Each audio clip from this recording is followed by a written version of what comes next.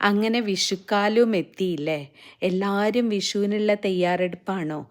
ഇത് വളരെ ഈസി ആയിട്ട് ഉണ്ടാക്കാൻ പറ്റുന്ന ഒരു കൂട്ടുകറിയുടെ റെസിപ്പിയാണ്. ഞാൻ ഫുൾ വീഡിയോ ലിങ്ക് മലയാളത്തിലും ഇംഗ്ലീഷിലും ഉള്ളത് ഞാൻ ഡിസ്ക്രിപ്ഷനിലിടാം. റെസിപ്പി ടൈപ്പ് ചെയ്തിട്ടും ഇടാം കേട്ടോ. ഒന്ന് പരീക്ഷിച്ച് നോക്കൂ.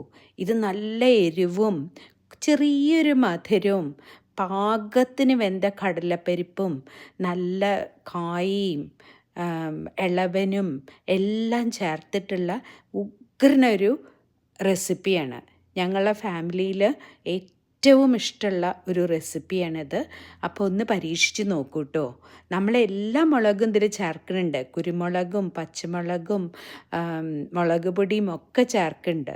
നിങ്ങളുടെ രുചിക്കനുസരിച്ച് കുറച്ച് ക്വാണ്ടിറ്റി കുറച്ചിട്ടാലും മതി കേട്ടോ. ഒന്ന് പരീക്ഷിച്ച് നോക്കൂ.